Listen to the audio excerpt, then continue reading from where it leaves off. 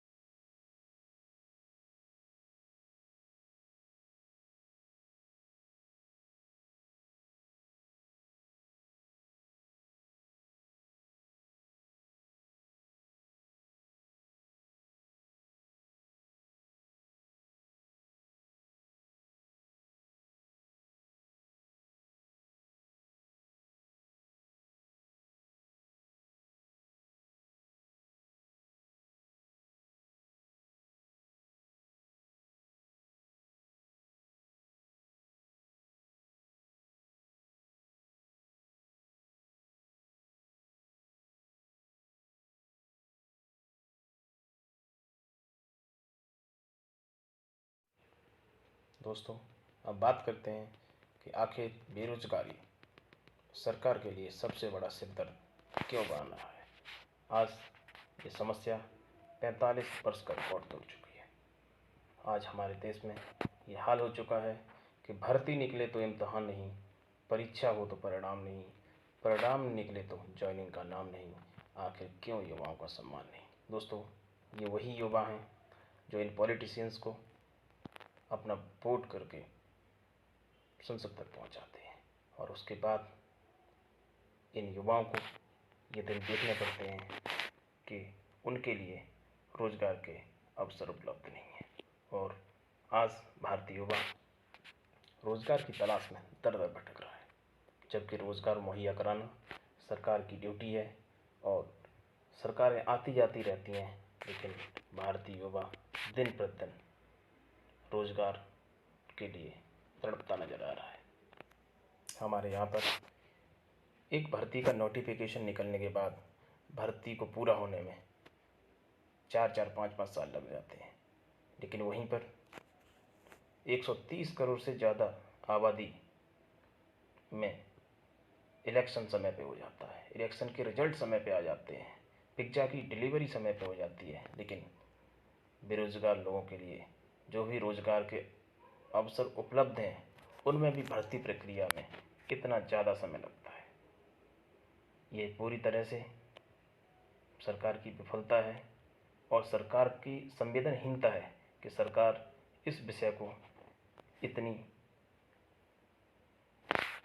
Casually लेती है और जो देश का युवा है उसके प्रति इस प्रकार का व्यवहार करती है। दोस्तों, इसके समाधान के बारे में हम अंत में बात करेंगे। अब आपको कुछ डेटा के माध्यम से समझाने की कोशिश करते हैं कि आखिर ये बेरोजगारी की समस्या किस प्रकार से कॉम्प्लिकेटेड होती जा रही है। तो आइए देखते हैं इस डेटा को।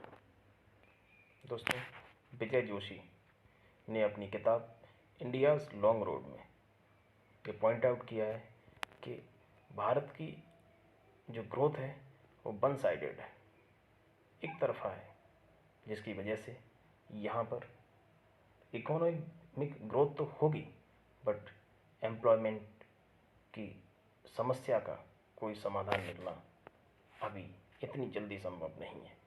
दोस्तों, अब हम डेटा की तरफ चलते हैं।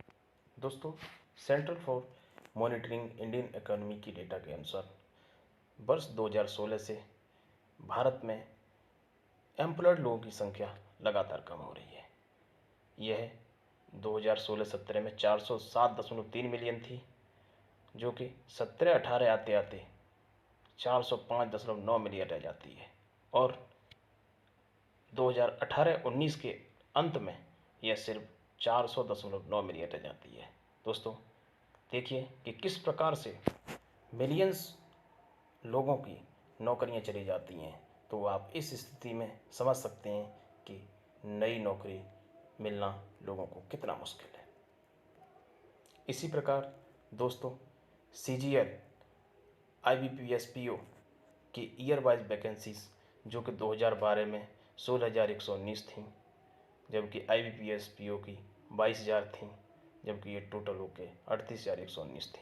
इसी तरह से इनकी कॉम्बाइंड होते हुए 37,794, 32,270, 20,995, 19,483, 11,696, 15,523, 12,918 और अंत में 2020 आते आते सिर्फ 1,167 रह जाती हैं। दोस्तों, जैसा कि आपको पता है कि इसमें एक दूसरी चीज़ का भी बहुत बड़ा हाथ है, जो कि है प्राइवेटाइजेशन। जिस प्रकार से गवर्नमेंट इंस्टीट्यूशंस का, बैंक्स का प्राइवेटाइजेशन हो रहा है, उसका भी इस नौकरियों को कम होने में बहुत बड़ा रोल है। दोस्तों, जहां देश में हर वर्ष रोजगार के नए अवसर पैदा होने चाहिए, वहीं हमारे देश में रोजगारशुदा लोगों की नौकरियां लगातार पिछले 4-5 सालों से खत्म हो रही हैं। दोस्तों, यह बहुत ही चिंता का विषय है और सरकार को इस पर गंभीरता से विचार करना चाहिए। दोस्तों, अब आपका ध्यान एक दूसरी चीज़ की तरफ लेके चलते हैं कि आखिर अगर इस प्रकार से लगातार नौकरियां कम होती जाएंगी, एम्प्लॉयड लोगों की नौकरियां जाती जाएंगी और रोज़गार के नए अवसर उत्पन्न नहीं होंगे, तो इससे देश पर क्या फ़र्क पड़ता है। दोस्तों, एक समय था जिस वक्त भारत में लेबर फोर्स पार्टिसिपेशन रेट 60% से ऊपर था, लेकिन आज हमारे देश में इसका प्रतिशत मात्र 40% बचा हुआ है, जबकि विकसित देशों में इसका प्रतिशत 60 के आसपास होता है। दोस्तों, ये स्थिति इसलिए उत्पन्न होती है कि जब युवा रोज़गार ढूंढते ढूंढते चुप बैठने लगते हैं तो उन्हें रोज़गार के विषय पर, देश के माहौल पर, देश की सरकार पर भरोसा नहीं होता है और वो लोग रोज़गार के लिए कोशिश करना ही छोड़ देते हैं, जिससे हमारे देश की जो वर्क फोर्स है उसमें कमी आती है। ये एक बहुत ही अलार्मिंग सिचुएशन है, क्योंकि जब देश में लोग रोज़गार के लिए इंटरेस्टेड नहीं होंगे तो ये अपने में एक बहुत ही चिंता का विषय है। दोस्तों, वर्ष 1999-2000 से 2009-10 तक भारत का जो टोटल वर्कफोर्स था वो 63 मिलियन बढ़ा हुआ था, जिनमें से 44 मिलियन लोगों ने अनऑर्गेनाइज सेक्टर ज्वाइन किए और 22 मिलियन लोग इनफॉर्मल वर्कर बने। ये अपने में एक ऐतिहासिक घटना थी और उसकी कंपैरिजन में आज लोगों की नौकरियां जा रही हैं। दोस्तों, अब बात करते हैं कि आखिर इन समस्याओं का समाधान क्या है। दोस्तों, सबसे पहले जो स्टूडेंट्स और युवा कर सकते हैं कि ज़बरदस्त तरह से प्रोटेस्ट करना चाहिए, जिससे कि सोई हुई सरकार जगे और सरकार जो भर्ती प्रक्रिया है उसका एक टाइम फ्रेम निश्चित करे, जिससे कि उस समय के अंदर उसको कंप्लीट किया जाए, जिससे कि युवा परेशान ना हो। तीसरा दोस्तों, जो भी गवर्नमेंट इंस्टीट्यूशन में पोस्ट वैकेंट हैं उनको इमीडिएटली पूरा किया जाना चाहिए, जिससे कि रोजगार की समस्या में कुछ निजात मिल सके। दोस्तों, इसके अलावा भी बहुत से कारण हैं जिनको हम आगे डिस्कस करते हैं। दोस्तों, पहला है चेंज इन इंडस्ट्रियल टेक्निक। दोस्तों, उत्पादन तकनीक को देश की ज़रूरतों और साधनों के अनुरूप होना चाहिए, क्योंकि यह आवश्यक है कि कैपिटल इंटेंसिव टेक्नोलॉजी के स्थान पर लेबर इंटेंसिव टेक्नोलॉजी को प्रोत्साहित किया जाना चाहिए, जिससे रोजगार के नए अवसर उत्पन्न होंगे और लोगों को रोजगार मिलेगा। क्योंकि कंपनियां लगातार कैपिटल इंटेंसिव टेक्नोलॉजी की तरफ ज़्यादा मूव करती हैं, क्योंकि वहाँ पर उन्हें प्रॉफिट ज़्यादा होता है और वर्क फोर्स की कम ज़रूरत होती है। दूसरा दोस्तों, पॉलिसी रिगार्डिंग सेशनल अनएम्प्लॉयमेंट। दोस्तों, ये हमारे ग्रामीण क्षेत्रों में ज़्यादा देखने को मिलता है, क्योंकि खेती एक एक लिमिटेड पीरियड में ही खेती में काम ज़्यादा हो जाता है, उसके बाद लोग फ्री रहते हैं। तो एग्रीकल्चर में मल्टीपल फसल्स करके इसकी समस्या को दूर किया जा सकता है, तथा plantation, horticulture, dairy, animal husbandry, इन सब चीज़ों को भी गवर्नमेंट इनकरेज करके इनमें स्पेशल स्कीम्स ला के इसको इंक्रीज कर सकती है। तीसरा इसमें कि कॉटेज इंडस्ट्रीज़ जो हैं, जो गांव में छोटे लेवल पर चल सकती हैं, उनको इनक्रेजमेंट करके भी गवर्नमेंट इसको काफ़ी हद तक मौके जनरेट कर सकती है। तीसरा है दोस्तों चेंज इन एजुकेशन सिस्टम।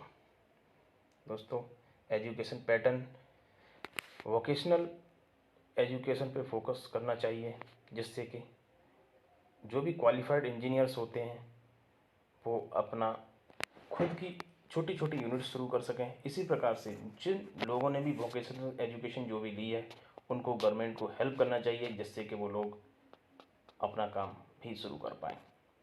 चौथा है दोस्तों expansion of employment exchanges.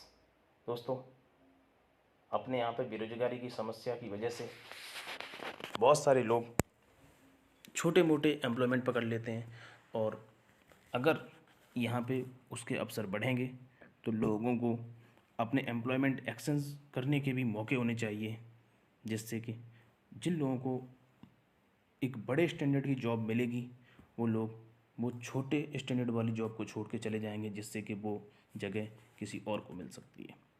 Next है दोस्तों more assistance to self employed people. दोस्तों, जो भी लोग एग्रीकल्चर में, ट्रेड में, कॉटेज एंड स्मॉल इंडस्ट्रीज़ में कार्यरत हैं, गवर्नमेंट को उनको फाइनेंशियली हेल्प करना चाहिए और उनको रॉ मटेरियल प्रोवाइड करना चाहिए, जिससे कि वो लोग ग्रो कर पाएँ। नेक्स्ट है दोस्तों full and more productive employment. दोस्तों, गवर्नमेंट की पॉलिसी होनी चाहिए कि देश के हर नागरिक के लिए रोजगार सुनिश्चित करें और मजदूरों की, एम्प्लॉयड लोगों की प्रोडक्टिविटी को भी बढ़ाए, उनको अच्छी एजुकेशन, अच्छी ट्रेनिंग उपलब्ध कराए। दोस्तों, नेक्स्ट है इंक्रीज इन प्रोडक्शन। दोस्तों, उत्पादन को बढ़ाना, इससे भी रोज़गार के नए अवसर उत्पन्न होंगे। लेकिन दोस्तों, इसके लिए ये ज़रूरी है कि एग्रीकल्चर और इंडस्ट्रियल जो सेक्टर है उसमें भी इंक्रीजमेंट हो। दोस्तों, इसके लिए जो स्मॉल एंड कॉटेज इंडस्ट्री है इनको भी इंक्रीज करना बहुत ज़्यादा ज़रूरी है। नेक्स्ट है दोस्तों, more importance to employment programmes. दोस्तों, सरकार को 5 ईयर्स प्लान में सबसे ज़्यादा इम्पोर्टेंस एम्प्लॉयमेंट प्रोग्राम्स को देना चाहिए। दोस्तों, जैसे कि सिंचाई, रोड, बाढ़ का नियंत्रण करना, बिजली, कृषि, रूरल एरियाज़ में बिजली पहुंचाना, ये सब चीज़ें प्रोवाइड करनी चाहिए जिससे कि हर जगह पे रोज़गार के अवसर उपलब्ध हो सके। नेक्स्ट है दोस्तों, high rate of capital information. दोस्तों, देश में कैपिटल इन्फॉर्मेशन को इंक्रीज़ करना चाहिए। ये गवर्नमेंट का काम है और इस पे सरकार को विशेष ध्यान देना चाहिए, इससे कि रोज़गार के नए अवसर उत्पन्न होंगे। नेक्स्ट है दोस्तों, इंडस्ट्रीज इन कोऑपरेटिव सेक्टर। ये दोस्तों अपने में एक बहुत बड़ा एग्जाम्पल है। दोस्तों, केरला गवर्नमेंट ने 600 अनएम्प्लॉयड लोगों को माध्यम से एक टेक्सटाइल मिल सेटअप किया जो कि पूरी तरह से कोऑपरेटिव बेसिस है। यह अनएम्प्लॉयमेंट जैसी गंभीर समस्या लड़ने के लिए एक बहुत बड़ा उदाहरण है। दूसरे राज्यों की सरकारों को भी इस प्रकार के कदम उठाने चाहिए जिससे कि हम बेरोजगारी की समस्या को हल कर सकें। दोस्तों, नेक्स्ट है डिसेंट्रलाइजेशन ऑफ इंडस्ट्रियल एक्टिविटीज़। दोस्तों, आज के समय हमारे यहाँ महानगरों में ही इंडस्ट्रियल एरियाज़ हैं, यहीं पर सभी वर्करों को जाना होता है रोज़गार के लिए। लेकिन दोस्तों, इसका डिसेंट्रलाइजेशन करने से भी रोज़गार की समस्याएं काफ़ी कम होंगी और कॉस्ट ऑफ प्रोडक्शन भी कम होगा। सरकार को देश में सब जगह पर जो भी इंडस्ट्रीज़ के लिए ज़रूरी सुविधाएं हैं वो उपलब्ध करानी चाहिए जिससे कि इसका इंडस्ट्रियल एक्टिविटीज़ का डिसेंट्रलाइजेशन हो पाए। और दोस्तों, अंत में एक और सबसे महत्वपूर्ण कदम है, वो है पॉपुलेशन कंट्रोल। दोस्तों, पॉपुलेशन ग्रोथ को उस हिसाब से टैकल करना चाहिए जिससे कि अनएम्प्लॉयमेंट की समस्या उत्पन्न न हो। इसके लिए जनसंख्या नियंत्रण के ऊपर ज़रूरी एक कानून लाना चाहिए सरकार को जिससे कि इस पर पूरी तरह से निजात पाई जा सके और भारत जो बहुत बड़ी अनएम्प्लॉयमेंट की क्राइसिस झेल रहा है उस पर काफ़ी हद तक काम किया जा सके। दोस्तों, आई होप आपको ये वीडियो पसंद आया होगा। अगर ये आपको इन्फॉर्मेटिव लगता है, अगर आपको इससे कुछ लाभ हुआ है, आपने इसमें कुछ नया सीखा है, तो प्लीज़ इसको अपने दोस्तों के साथ शेयर ज़रूर करें। और अगर अभी तक आपने हमारे चैनल को सब्सक्राइब नहीं किया है तो प्लीज़ ज़रूर सब्सक्राइब करें। आपको अगले संडे को फिर मिलते हैं किसी नए विषय पर। तब तक के लिए नमस्कार, गुड बाय।